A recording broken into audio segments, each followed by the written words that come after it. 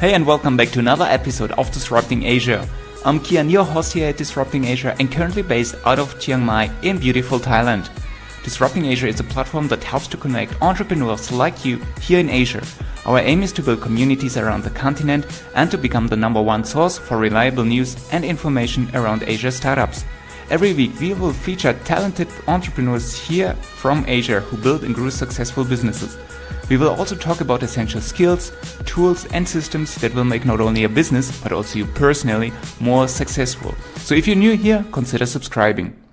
In this week's episode, I'm talking with Walter Lee, an extraordinary entrepreneur, restaurateur, author, philanthropist, and TEDx speaker from Malaysia who's mainly based in Thailand since 1989.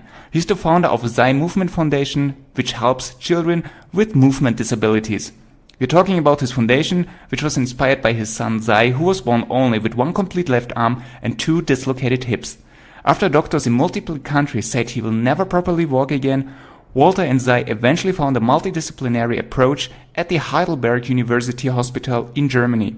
Figuring that roughly 10 million kids in Asia suffer from movement disabilities, Walter brought the knowledge and treatments with the help of his German friends and counterparts to Asia.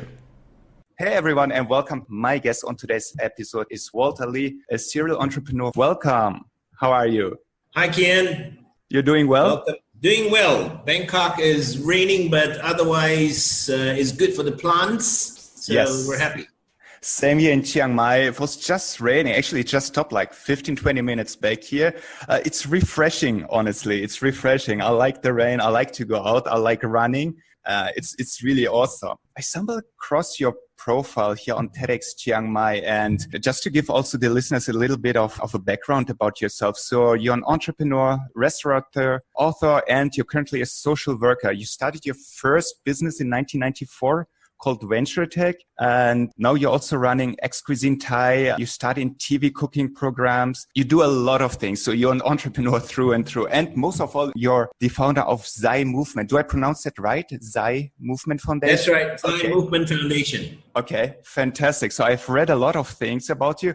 Let's start about you as a person first. So where are you from? Where did you grow up? When did you start to become an entrepreneur? When did you realize that I'm an entrepreneur? I have to create things. I have to make things happen. So what's your background? How did you start? I was born in Penang, Malaysia. After high school, I just took off and I lived in Korea, States, Japan, Taiwan, and I came to Thailand in 1989. Wow. And you haven't left since then? I haven't been back since then. I haven't been back to my hometown, but I go back every weekend now because my family is there. I was a very active Boy Scout. Okay, interesting. So yeah.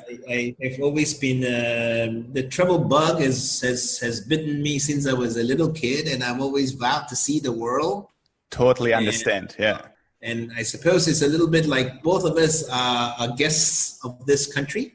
Thailand got me. I think very few countries in the world could match Thailand in terms of how prosperous this land is. Incredible culture, people, incredible food, and I'm a food person, so yes. I totally understand where you're coming from because I've been living here in Thailand since 2014. You're a restaurateur. I have a hotel background. This is actually what I studied back in Germany. So I studied like hotel and tourism. And back in 2009, I set off. I worked in the Maldives, in Dubai. I lived in Bali for some time. My wife is from Indonesia, and now Thailand. And I think like pretty much the same as you just said, like the country got you. We love Chiang Mai. Chiang Mai is a great town, great city to live, and definitely is. So when did you start with the Zy Movement Foundation? So you were already having some businesses, right? And you started Zy Movement when? Zy Movement was officially founded in 2010. Okay. Zy, my son that was born with only one complete left arm, came to us in year 2006. So, and, okay. It's a complete shock. One complete left arm, no right arm at all, no right leg at all, half a left leg, 2 dislocated hips. Nobody thought that this kid would ever stand and walk. Mm-hmm. I couldn't bear the thought of him being in a wheelchair for the rest of his life. So I wanted him to have a choice of standing and talking at eye level. I didn't believe in that. So I started to take my search beyond Southeast Asia. Long story short, after 16 countries and later I arrived in your country. I arrived in Heidelberg. In Heidelberg, okay. And Heidelberg University Hospital is where Zy started his treatment. So it's also the oldest university in Germany in 14th century, 1376. Yes. And they were also the first in Germany to have begun the treatment for, if you remember 40, 50 years ago, there was the medicine Countergan. In German, it's called Countergan, or it's the English name for the medicine is thalidomide. So thalidomide babies. All right. So when the pregnant mothers, after taking that morning sickness pill, had caused a lot of malformation. And Heidelberg University Hospital, I remember this. Yeah. Was the first one in the world that started the treatment of malformation, child malformation. And Klaus Carstens eventually became a very dear family friend.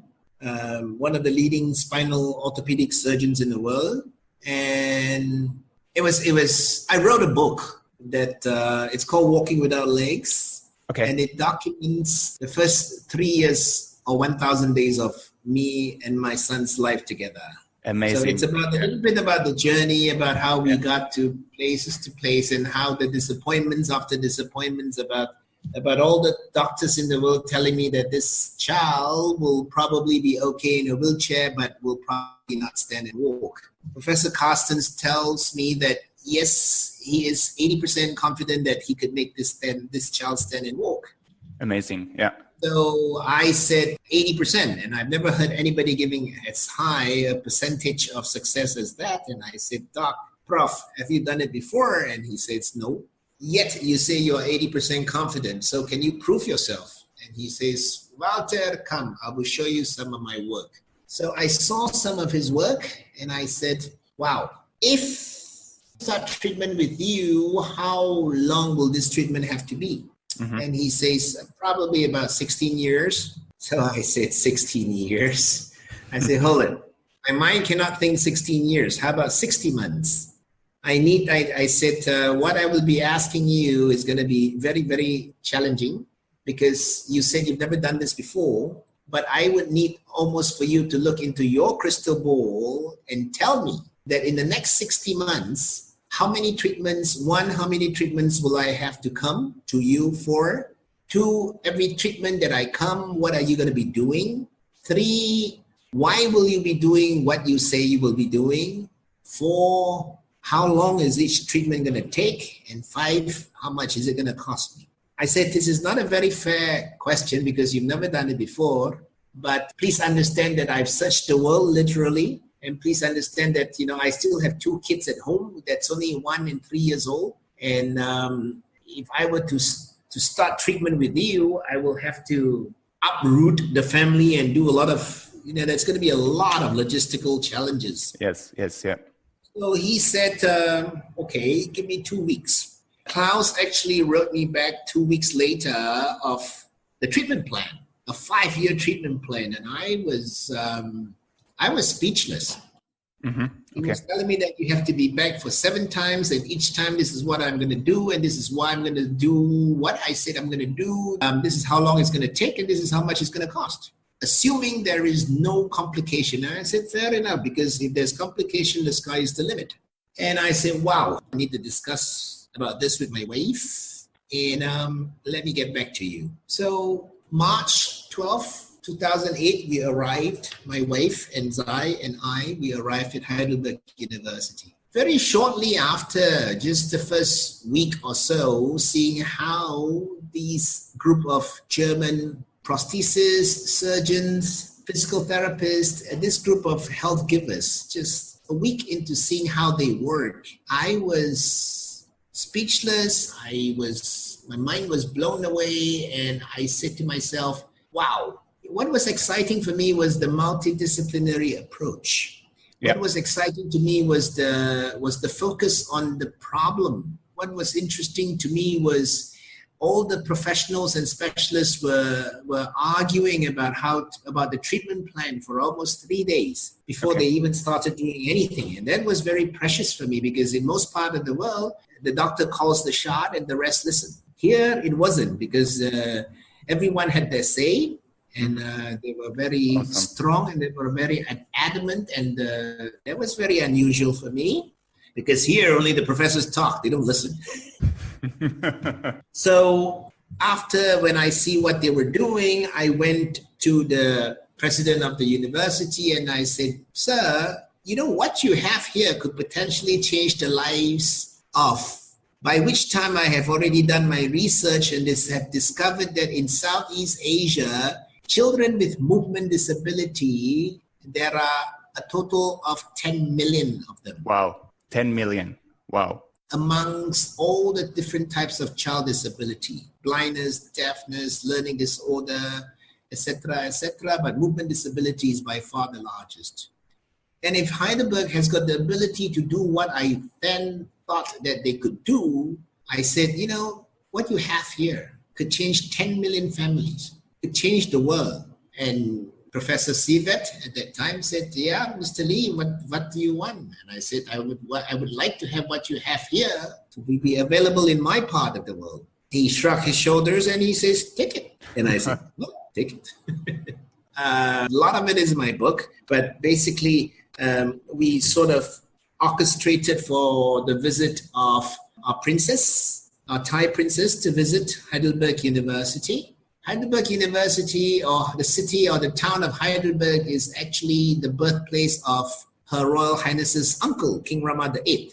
Okay. King Rama IX, her father, was born in Cambridge, Massachusetts, but King Rama VIII was born in Heidelberg. Maybe there is some kind of a intervention from heaven or something like that, I don't know. But after touring the facility, and then she actually said that, you know, this is what we should have in Thailand. Now, when she came back, you know, a lot of different units in the government sector started getting in touch, and we kicked off our foundation. Fantastic. And, Fantastic. far, Yeah. I think with the grace of Her Royal Highness and a lot of very spontaneous participation from a lot of different sectors, I think we have now collectively trained over 600 Thai doctors, therapists, prosthesis orthotists in various fields, like in Germany. Thailand today is the only country offering a bachelor degree in prosthetics and orthotics. Wow. We have had over 30,000 children with movement disabilities in Thailand that is going through or have gone through this German-inspired technology and treatment methodology. Our plan is to make Thailand the center of excellence, so that whatever that we have brought in an exchange and have learned and grown with our German counterparts will have Thailand as a springboard to Southeast Asia. So it will be made available to all the children. Our vision, we have 4 objectives. Objective number 1 is for these children towards independent living. So meaning we don't subscribe a lot to pure charity. Pure charity is like giving someone a fish. We want to teach them to be all fishermen, so they could eat not Makes just sense. a meal, Yeah. but feed themselves for a lifetime. Independent living is a state where there will be no barrier, physical, mental, or spiritual barriers in their lives. So that to us is independent living. It's for the children towards that direction.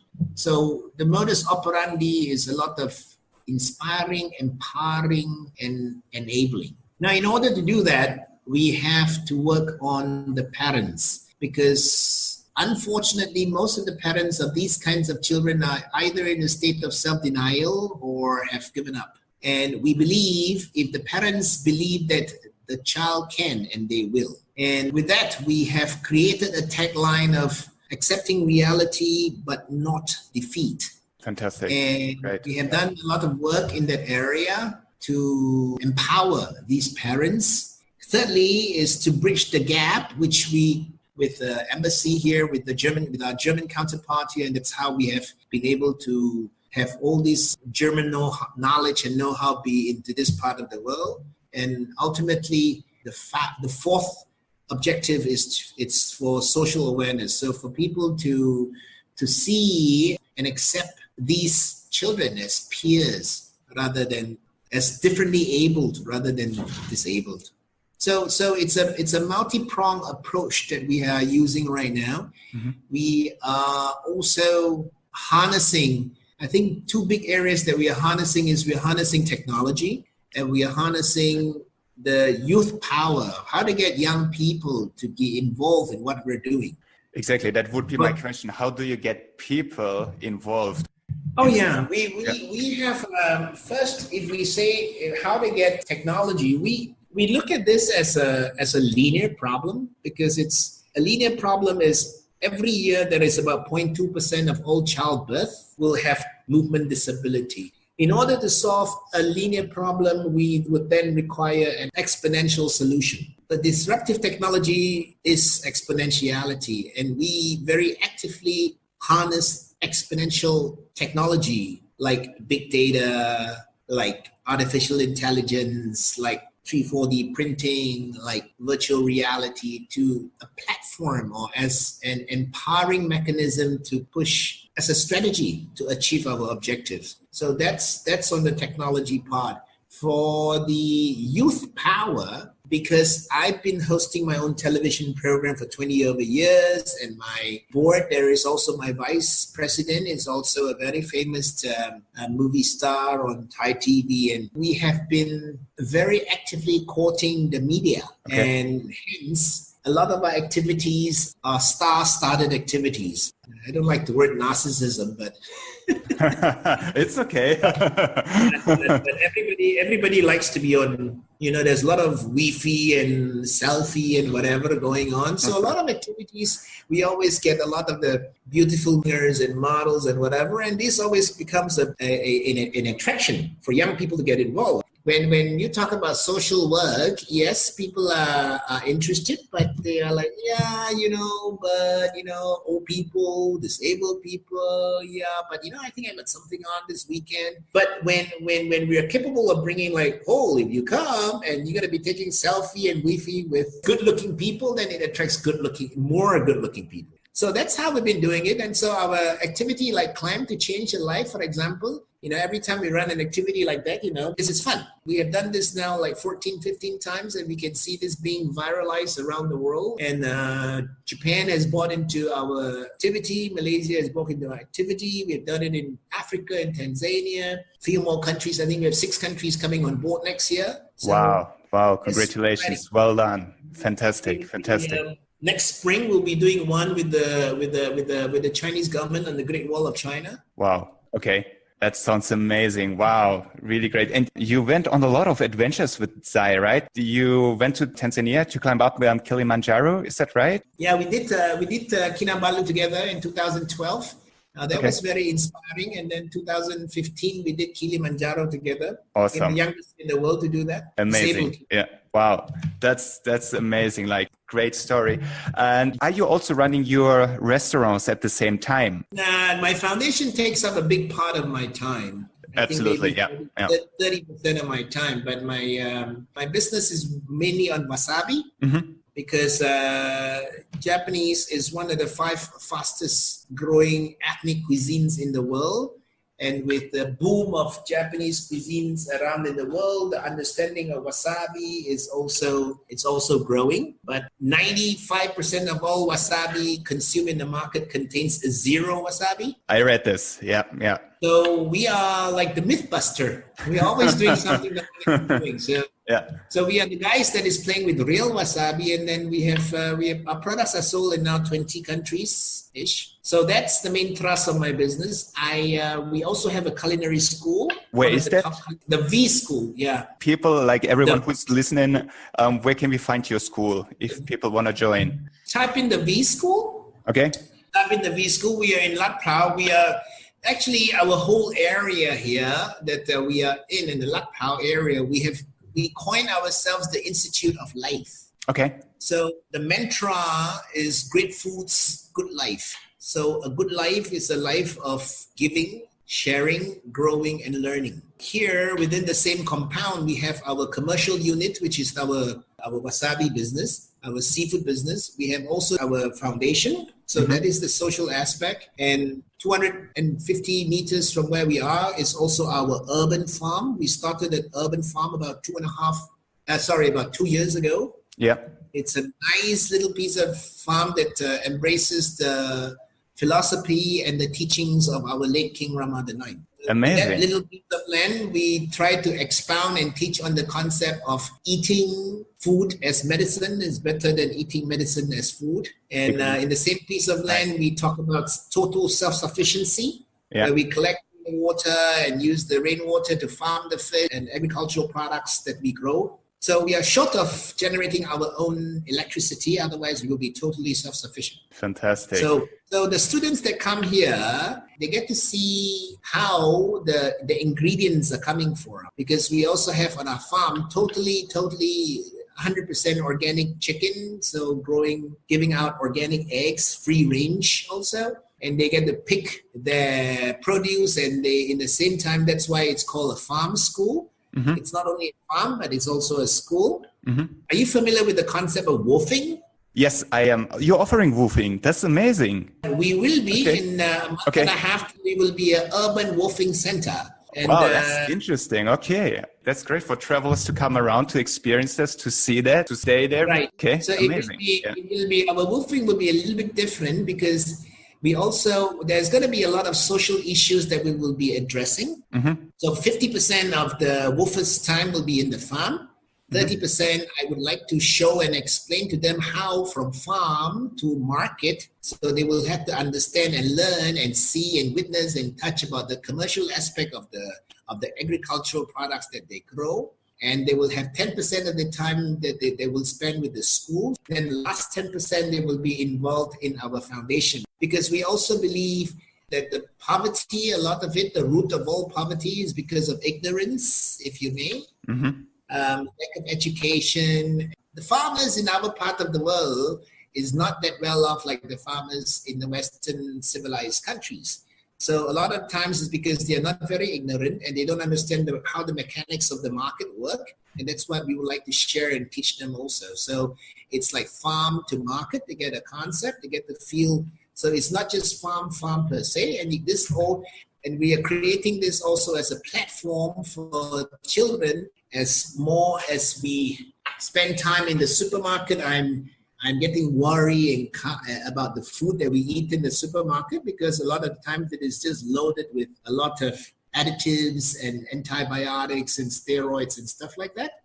And we just want to show the people that money we cannot eat, but with a little bit of land that you have, you can do miracles with it. And we just like to show people that, we have in this neighborhood here, we have about 120 chickens.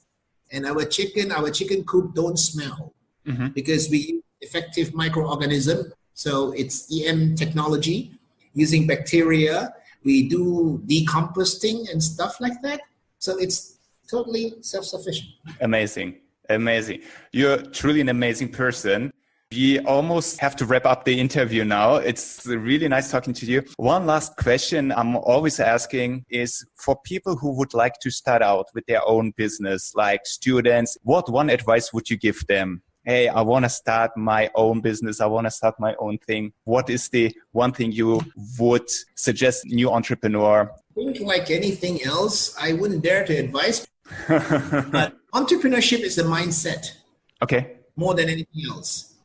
So if you're doing it, if somebody is doing it for the sake of money, which most people are, then I don't think it will be that rewarding. Totally makes sense. Entrepreneurship it's a mindset of being in charge of your own life, taking charge of your own life.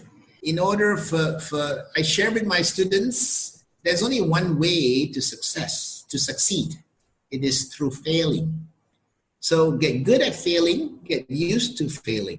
Get good at failing, get used to the concept of failing, get used to it, get comfortable with it, because only with that, then, Zy will always say that, fail fast, fail different, fail forward. Nice. So don't fail again, Great. but, it's get used to the concept of getting out of your comfort zone, get used to the concept of failing, and then coming up again, and then rebounding, and if someone can get used to that concept, and like if you fall down and you don't mind trying again, so you don't and you're used to falling down and getting up again, then eventually you'll get there. So the concept is, I think the whole concept that I remind myself all the time is so get used to it and get good at it. That's and then the rewards will come later. The rewards will come later. Be patient. Be patient. Yes, definitely. Well, one more time, Walter, thank you so much for your time today. You gave a lot of value. Thank you so much. We'll stay in touch. Yeah. Cheers. Have a great day. Ciao. Bye. Dankeschön. Auf Wiedersehen. Dankeschön. Tschüss. Ciao. Hey everyone, I hope you enjoyed this week's episode. Don't forget to subscribe. We're on every major platform, including iTunes, Stitcher, and Spotify. Also, head over to our Facebook group Disrupting Asia and engage with other entrepreneurs. Keep it crushing, and I see you on the next episode.